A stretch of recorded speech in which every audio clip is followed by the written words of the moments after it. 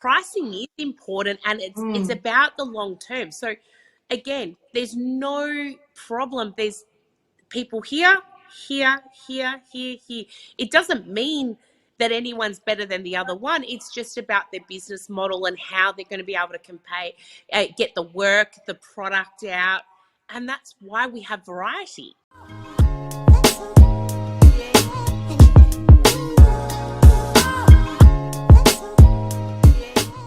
Hello, everyone. Welcome to another episode of Radiant Women. Today, I have Danielle with me. And Danielle has a career of 20 years working on Australia's largest wholesale and retail and franchise businesses across a large variety of industries. Danielle gained valuable experience in sales, operations, marketing, product management, product development, brand building, strategic planning, and team building, which offered her the experience and passion for business. In turn, saw her launch 2 startups within the first few years in different categories.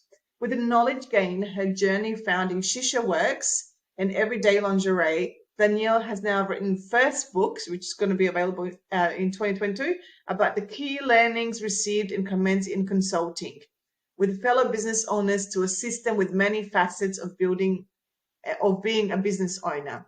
Danielle, welcome to the show. How are you? Good, thank you. Thank you so much for having me. I really appreciate you inviting me to come on. Yes, absolutely, because what we're going to talk about is so important for anyone who is either is in a business or even working for someone else. This is so important, such an important conversation, and we're going to talk about pricing. Yeah.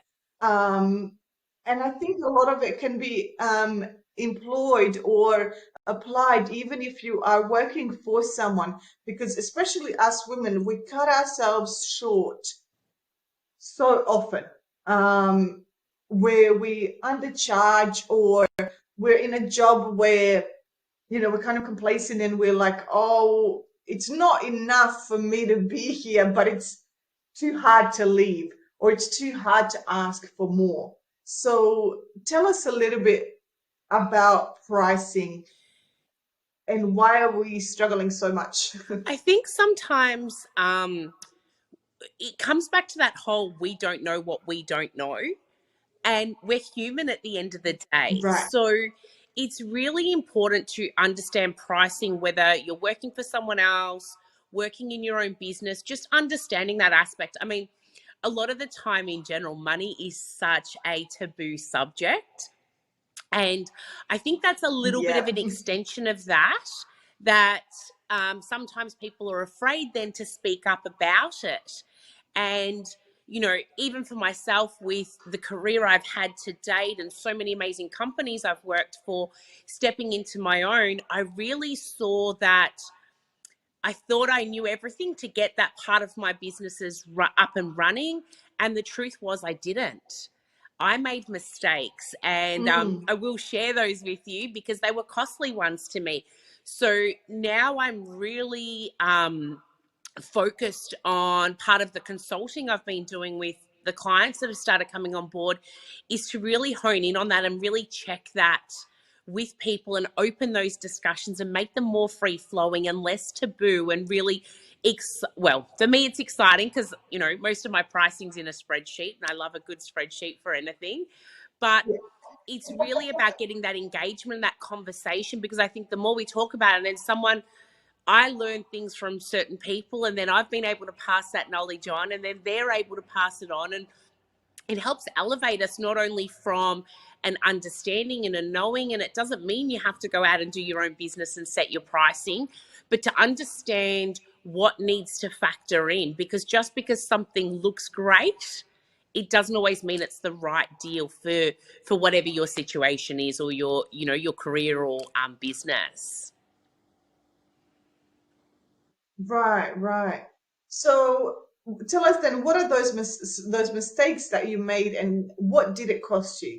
It cost me financially, and it also cost me, even a little bit of pride and ego got in there as well, because I thought I had known so much that when I came into this, I was gung-ho, especially starting 2 businesses so quickly in succession of each other.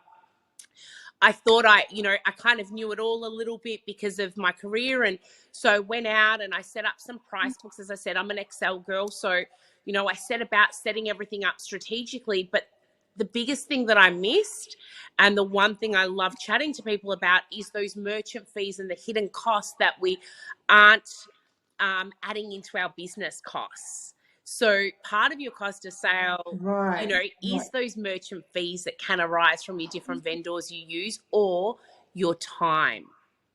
And time is something a lot of Right. people are not charging for or factoring in. So for me, I missed merchant Right. fees, and those merchant fees were running at a very low percentage. I had some actual fees in my spreadsheets, but they weren't anywhere near high enough. They were actually Yep. about a third of what the cost actually was to my business, which when you put something on sale or have an Wow. event, that has a flow on effect. So it was financially very damaging, to some of the financial aspects in those first sort of 6 to 12 months of doing my business. Wow, wow. So tell me then, if we are pricing, how should we be? So what are the things we have to consider when setting a price, whether it's are you hourly for our service or for a product? And I don't know why is pricing a product easier, because I feel like you can work out the manufacturing costs, because Yes. or does it matter, No, or? I definitely think a product-based pricing is 100 times easier ever than a service. And it's not just because you have actual real data to work with and then be able to create some sort of algorithm Yes. plan, however it be, in the standard, you work out what your costs are landed, factor it in to, double your wholesale to retail to work out different markups and things like that. So there is a basic, some calculation, whatever you want to call it, in place when it comes to product, because there's actual factors in there. When it comes to a service, the biggest limitation I've seen, and the work I've even had to do within my consulting, is really around what I believe my value is. And a lot of us get held up and caught up in what we think we're worth. Or if we get a negative comment Right. about, you're very expensive, when it's a service you're offering. But the fact is that just may not be the customer for you, because there's a customer at every single level. There Mm. wouldn't be people, some consultants can charge $10,000 a day, others can charge $50 an hour, or, $150 for a 2 hour session, whatever it may be. But it's really about what you believe your worth is and where the value is, because it's going to come down to the solution for the client. Product or service, but Right. the solution for a client, and who understands that value and how you actually can convey that value across. So definitely service-based pricing is definitely something a lot harder to work with. So then tell me, when we're talking about a value, how can we what value can we bring to a client? How do we put a price on that? Because I had a hard time wrapping my head around that. When I first started my private practice, it was very much, what is everyone else charging? Let me figure out where I sit with that. Um, and obviously, when you're starting out, and I think everybody experiences this, that you don't think you're worth much, or it's like, oh, let me just get, as long as I get clients, I really don't care. And then you realize that's not actually sustainable. That's So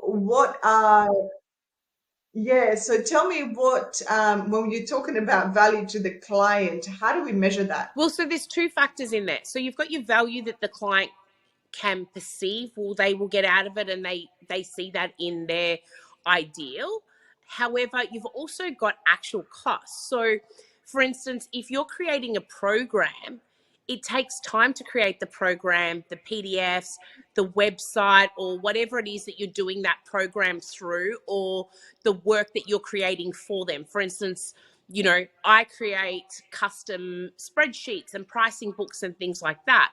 So I have an hourly rate for that because I know the value I'm going to give to them. And for most people who come to me overwhelmed over pricing, for me, I make it really simple for them. They don't have to worry about the calculations in the background. So I'm fortunate that there's an actual almost a tangible product to hand across, but I still have to factor in, when it comes to my Yes. pricing, the hours it takes me, the merchant fees, rent, or whatever else it may be. If there's physical items that will change place, if I'm doing printing, all of those things. So when you're setting pricing, the first thing you need to look at is what your merchant fees are, how long it's going to take you to do X, Y, and Z, what your overheads and all those things are that are going to factor in. As I said, it's time.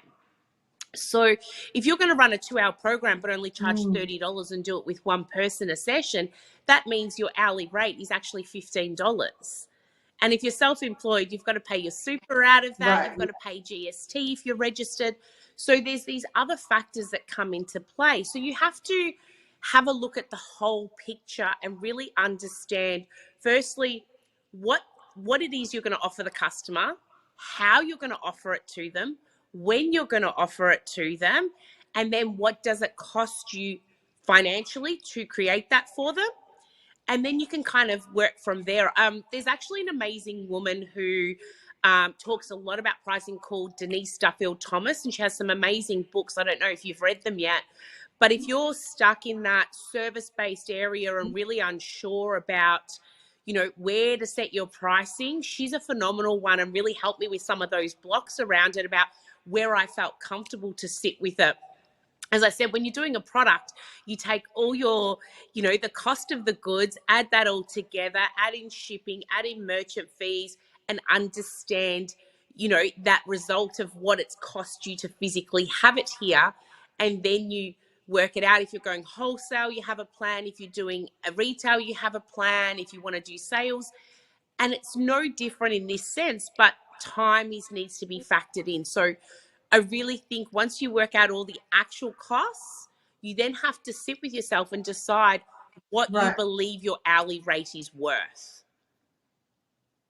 And that's from research. Right. Have a look at other Okay. people, and you won't start where you're going to finish in this journey.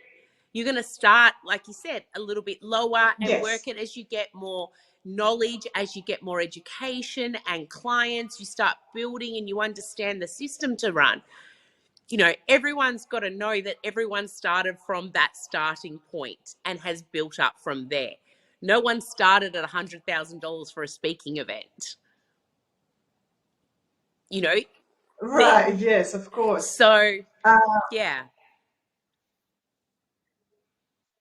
yeah, I love that what you've said in terms of factoring our time and factoring in our worth. I certainly wasn't, at the time, I wasn't thinking about how much value I would bring. This is me when I was starting out, how much value I would bring to the client, what I could do for them. I was just so much in imposter syndrome and fear mode that I didn't think I was worth much.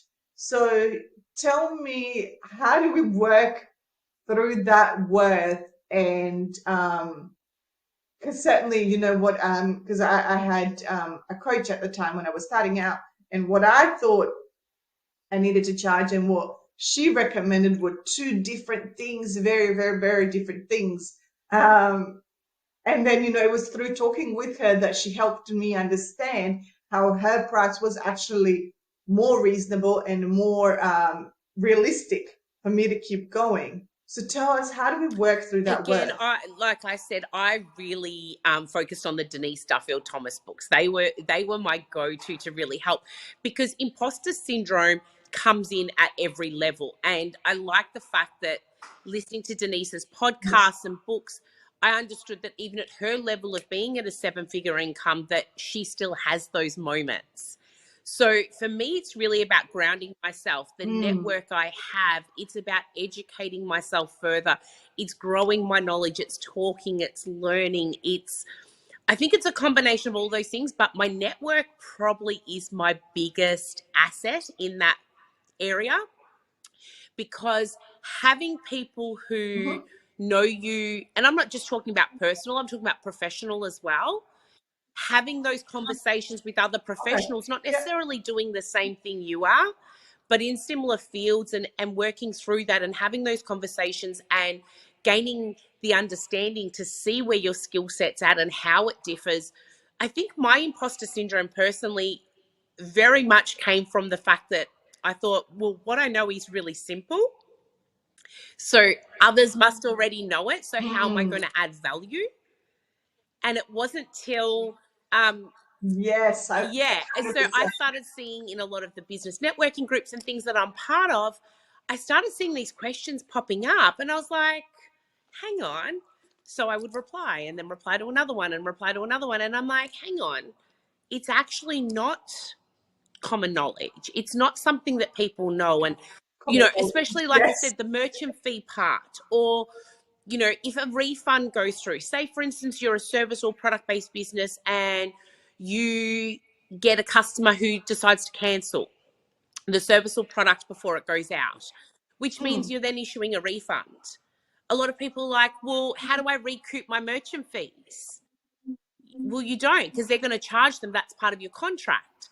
So having that factored in, that, Right. if people understand that, say 40% of their customers are going to buy through, I don't know, Afterpay or Zip Pay, and it's a 6% charge, that they have to either have something in their T's and C's to Mm. factor in that negative impact for them. Because if a client doesn't want to come, that's fine. Like, something, the situation changed, whatever, but you can't also, you've got to understand that that has to be part of the planning process, that you can ensure that you're not financially impacted by that situation, whether it's a product or service. So it's fine. You just need to, again, it's part of the planning and understanding all of those factors within it, um, to ensure that, yeah, you offer the best possible service, but in those small situations, you have a plan in place to ensure that it still continues to be viable. Right. And that is so important, though. I have never thought about it like that. That, if something happens and a customer or client, chooses to go another way or whatever, that we still have costs and repercussions that we have to cover, whether they say yes or no. It's irrelevant.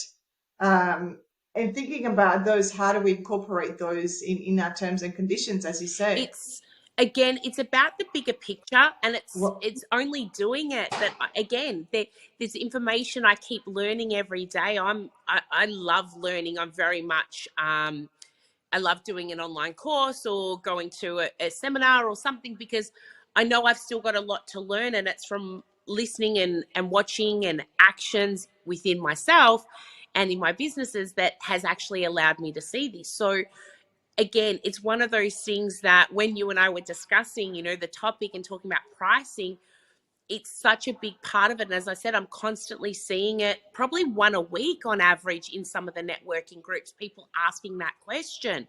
So I think it's really important to raise that up as an action for people. Like, if they get one thing out of our podcast chat today, hopefully they'll empower themselves in so many ways, but think about the bigger picture and yes. their value from, an hourly rate perspective versus what costings go into everything they do, and then how do they protect themselves. It's not about, getting something for nothing, but it's ensuring that the contract, or, whatever the term is between a product or service and the actual business, is something that's viable for all parties, and something that's fair and reasonable as well. Okay. Wow, that's a good point. Tell me then, you kind of touched on it there. If a customer, because I think that as as someone starting out their own business, and I guess there's a little bit of urgency and desperation in terms Yeah. of, I just want to get client, or I just want to get a sale, because obviously we need that to sustain it. And people love, especially if they're starting their own business, chances are they love what they do, and they're just like, I just want to do it. It's not about the money. But tell me, and again, because of your business background and your business knowledge, from a consumer perspective, how is it? Because often we then say, okay, so if it's just about me getting the work, I'm going to price myself, as low as possible. That way, everyone will choose me. I'll definitely be chosen out of the flock. But what does that actually do from a consumer point of view? So if I see Danielle who's charging $100, and then I see me, let's say, who's charging $50, tell me, how does that look to a consumer? Do I look, because I'm cheaper, do I look more, I don't know, inviting or something? Or does actually pricing matter as much as we think it does? Because I think when we're starting out, we think it's like the It does biggest thing. matter. The one thing, and I've got an actual case where I worked with someone, and they were in a situation where they kept discounting to get themselves started. The biggest issue they face then is trying to get their pricing up. The customer base that they had attracted wasn't actually their customer base that A, they desired, B, was their target market when they had designed the brand, and C, were now facing challenges because everyone wanted a discount off invoice. So this person was then Right. running themselves ragged, working literally up to 20 hours a day it worked out to about $9 to $12 an hour. And they were someone who had completed uni Wow. degrees and all of these sorts of things and were very good in their area of expertise. They're amazing, but they undervalued it so much. And then every new customer was coming on and said, oh, so-and-so referred me and said you do massive discounts. So they had become a service-based business who were known for discounting. And then when they tried to reset, Right. it really cost them. So a number of their current clients where they'd had the consistent work and had started building the business on, including growing the team, they actually then had to start letting people go because it wasn't financially viable. So it's a pendulum situation. That's just one Hmm. situation. If you want to be that where it's that quick turnover and that's your target market, that's fine. You can set your pricing where you want to be.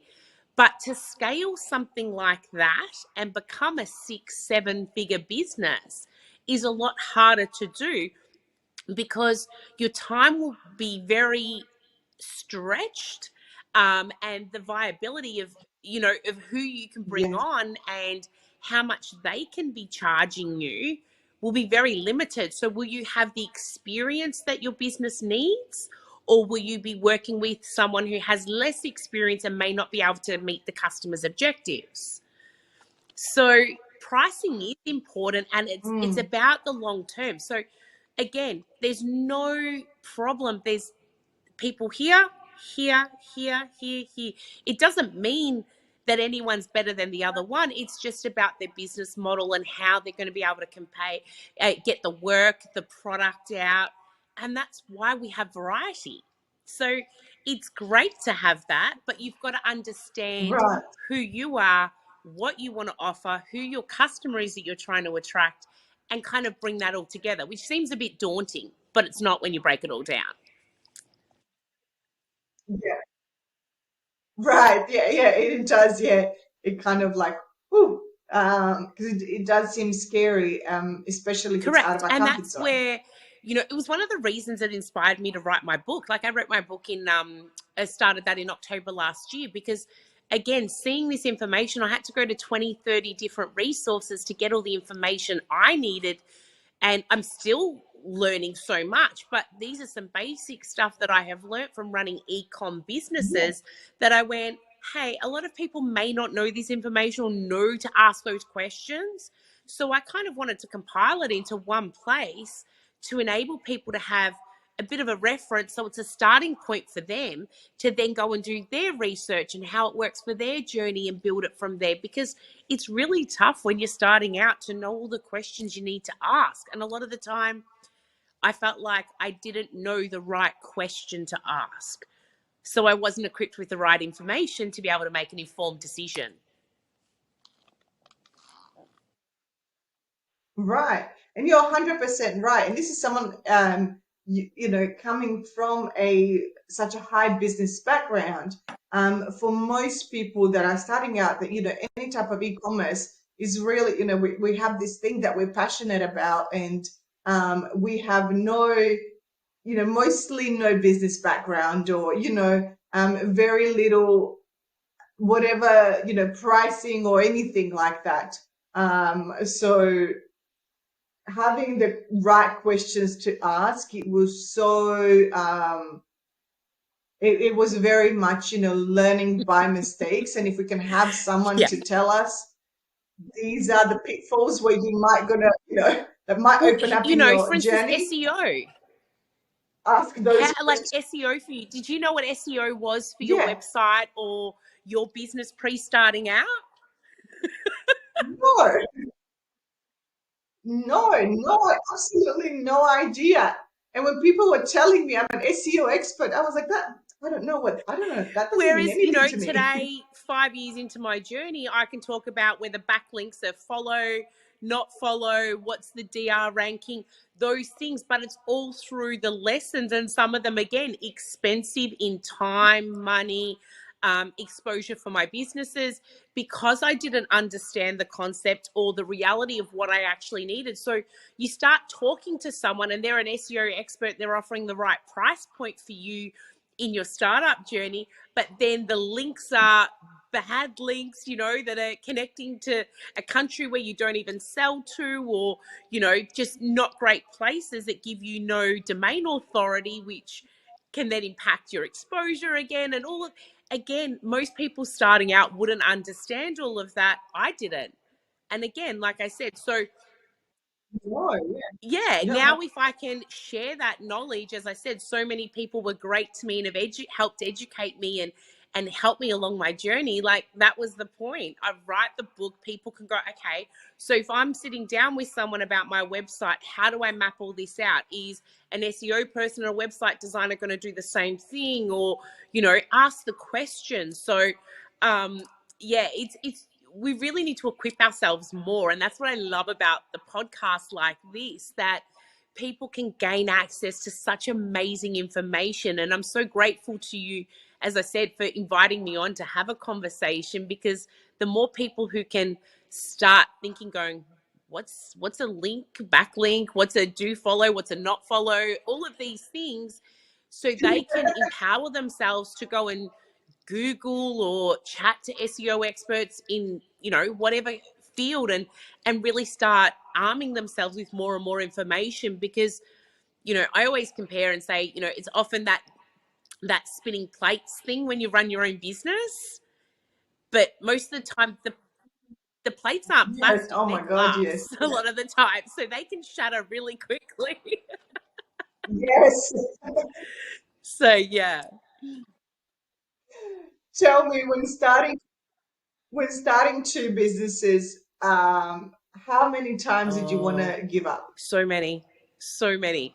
um you know, I call it my ugly cry. And there've been many a days where I have, you know, sat down in that corner of the shower or in my office, at home or wherever, and just been on the floor and the ugly cries there, and I don't think there's anything left in the tank. Um, and the last, you know, pretty much from March Yes. 2020 until probably 6 months ago, there was numerous ones of them. It's definitely been a tricky time globally in the world with everything that's been happening.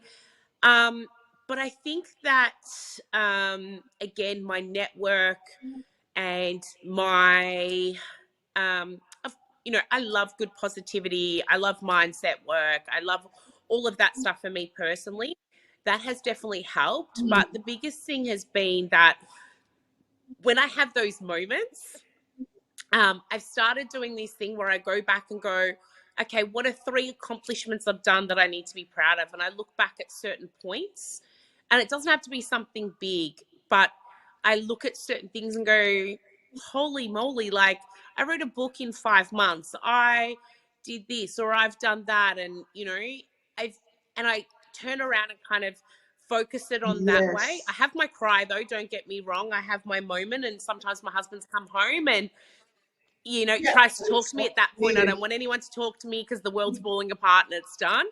However, yeah, I think it's Yep. always taught me something. No matter how bad it is, it's taught me something in that moment when I felt like it's completely unfixable, untangible to move forward, whatever. And wherever the cards fall, they're going to fall. But I know I'm going to have learnt something. I know I'm going to bring something different to tomorrow than I had today. So go and see what's next. I know. Yes, I've had so many, and the reason why I ask again is because of like you've worked with businesses for so long, and it's still happened, and I think it's still going to happen, and I feel like it's also, as you said, it's sort of meant to happen because it's a good place for us to evaluate and reevaluate what is going on. And sometimes things like pricing or just too much work and those spinning plates can feel so overwhelming that you do Mm. want to give up. And I certainly felt it, numerous times where it was, as you say, sort of, just sitting in a chair and crying and crying and crying and letting it out and working through it. And you're like, okay, roll up your It sleeves, is, let's but go we again. encourage our children, if they have a little fall where, they scuff themselves or there's a little bit of tan back on their clothes, we encourage them to say it's okay, get back up, like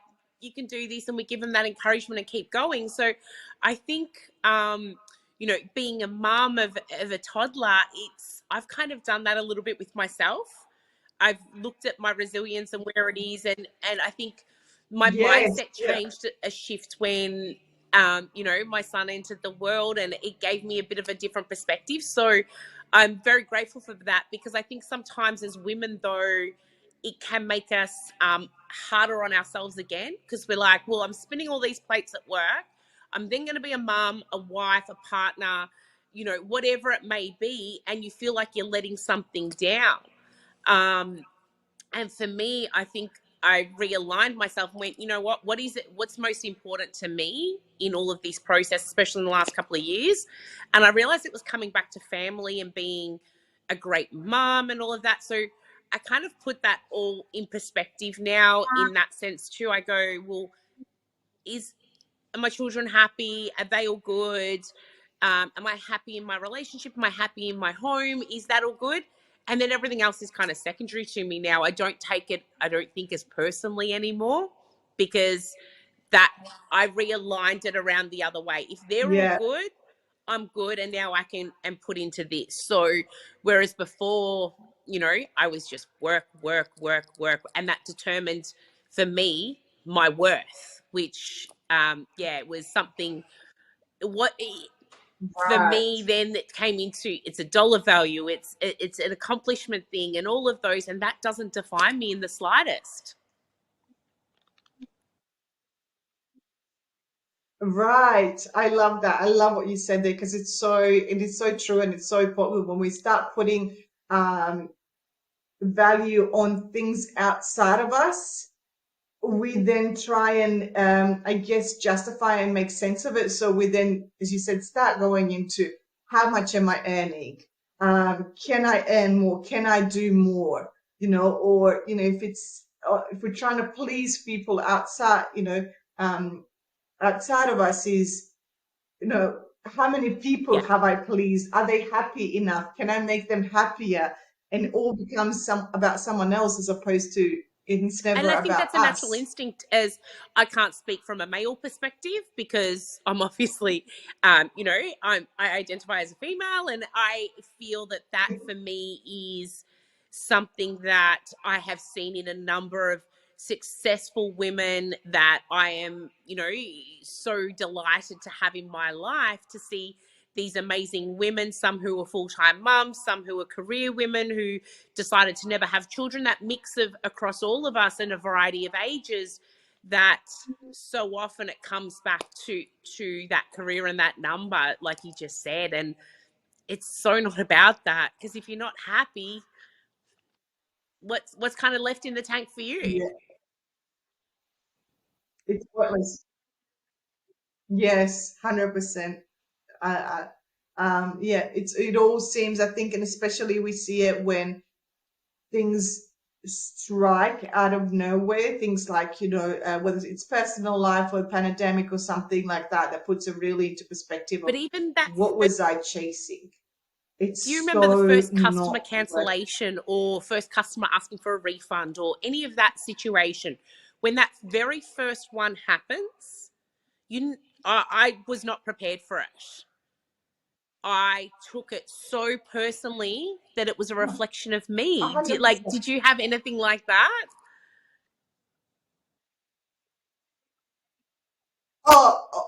Always like, and for so long, it wasn't just the first one, for so long.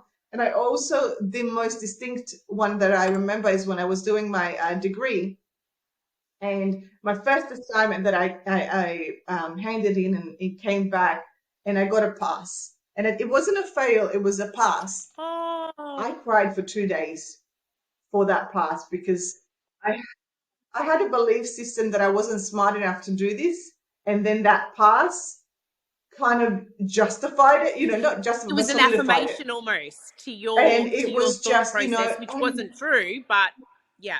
yes. And I was like, yeah. And then after that, I mean, I had such a high GPA through my studies that it's crazy that I got that pass. But it was, and I guess that's, when we are doing our business, the smallest thing, which really has nothing to do with us, can make us feel like, oh, there you go. I knew that I wasn't worthy, or I knew that I was too much, that I was charging too much, or I knew this and I knew that, and Yeah. there goes that person confirming it.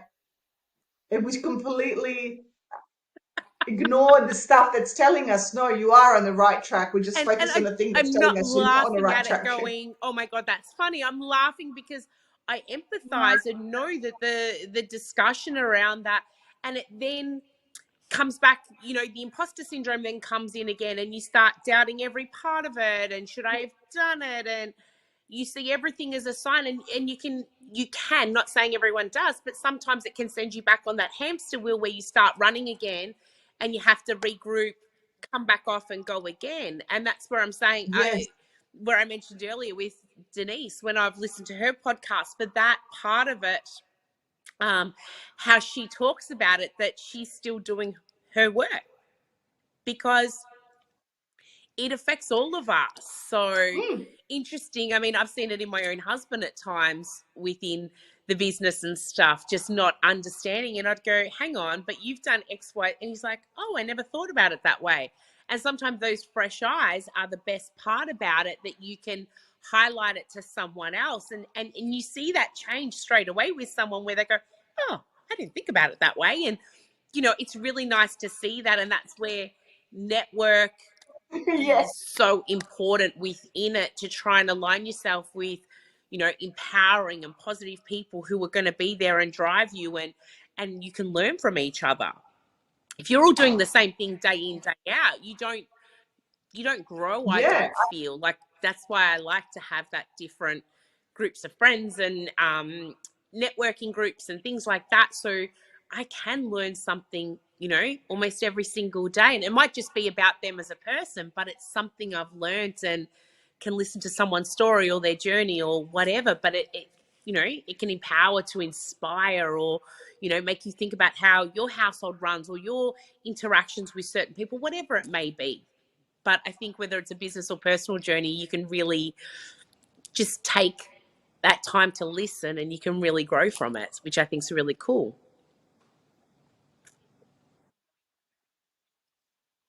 yeah, absolutely. I love that. And I love what you said in terms of the growing journey, because I know for me that even though I'm a therapist, and even though, I work with people, with so many people for so many years, that I still to this day have so much to learn, and and discovering new things about myself. And I have my moments of blowing up and feeling insecure, or as you said, like crying in my business because it's I'm giving up now. I'm not doing this anymore. um and that's the human side of us. That's the beautiful side of us. And again, what you said about thinking about what room you're in, because I've heard this and it resonates with me so much. If you're the smartest person in Yeah. the room, you're in a wrong room. And that's why I think people like therapists, business coaches, or any a network is so important, because they help and they elevate you to another level.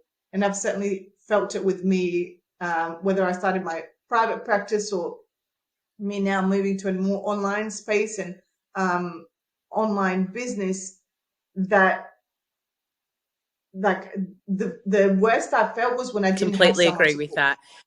It's just such a shift. I mean, would you have ever Uh, thought you were heading down this digital path now with the podcast and that when you started the journey? no, no, God, no. It was just it's all about face to face therapy. That's it. Never. I've certainly heard of it, and I've certainly seen it on podcasts, and I love listening to podcasts and things like that. But that was just everyone. Like that was someone And else's journey. That that's wasn't that my thing journey. about where the doors open and how you evolve, because it's learning, it's seeing different things, and that's what's empowering. So it's like, I love that, you never thought that, but here you Yeah, are. I didn't think I'd ever write a book. I didn't think I'd start consulting with other businesses. And even through the consulting with so many different clients, there's certain things I've seen come up, and I've learned, certain products are GST exempt, which I wouldn't have known because I'd never dealt in that space. But so I learned information. So then when another client came to me who was in a category, but I saw something and I flagged it, so I'm like, okay, so I need to call the accountants I know and chat to them about this, and have a conversation, because is there something here that I should be telling them to go back and speak to their accountants about, or something, because that client taught me something. So when I walk away from those sessions, it's not just right. myself who's Yeah. learned. I've learned something completely different. I've learned about, the pouring processes of candles and things like that, and different things, how they do the white labels in those, and how that kind of operates, or whatever it may be. Not a space I'd ever want to do, but it's just knowledgeable that if someone then comes to me, I then am armed with that extra little bit of armor on me, that I can go, hey, blah blah blah, or let me introduce you to, so you two can chat further, so this person can talk to you from their first-hand knowledge because they're specific in your area. Right. I love that. So, Danielle, tell us, where can people learn more about you, and tell us a little bit about So your the book, and book's where can just waiting actually to people be find it? published. We're coming out later this year. I've actually got a meeting with my publisher tomorrow to chat further about the publication date. But you can either follow me on Instagram at danielle.sadie, which is SADY, or you can find me at daniellesadie.com. Hmm. There's a website there where there's a link there if you want to contact me to chat further. As I said with the book is really about my journey and what I've learned along the way. So it's kind of a step-by-step guide of what I saw from the planning phase into how to develop your website plan, to understand what platform you probably need to use, how to work on a plan so then you can get really great quoting done for you, and, understand what the outcome is. One of the biggest things I learned was having visual references throughout my Yeah. journey. um, really enabled the people I then worked with, the suppliers, to come back and offer me a quote or work Hmm. completed based upon an outcome that we could both visually see. Because when you talk about something, your understanding and their understanding Wow. of those same, say, 10 words, 20 words, 100 words on a page can be very different as an end result.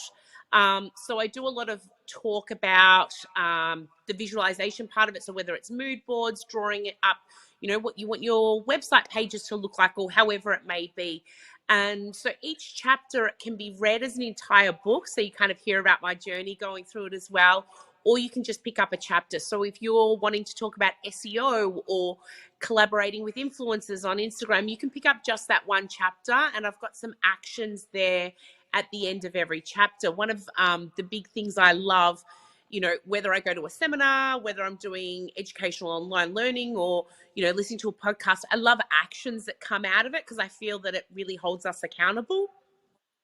And I'm very much a consultant Yes. who does that. So, for those of you who want to be held accountable, I'm definitely that type of consultant who, we set dates of things being due and we work together to get those accomplished. But I really like for people to have something tangible to go away with. It's all great to chat, but when it comes down to it, what are the actions I need to take? Because you can all read it again and interpret it very differently. So every chapter has actions. And, even for this podcast episode, I'd love to say, there's probably 3 actions that I could suggest people could take out of it. And one of them being, have a look. Have you included your merchant fees within your cost of your item? Have you included your time?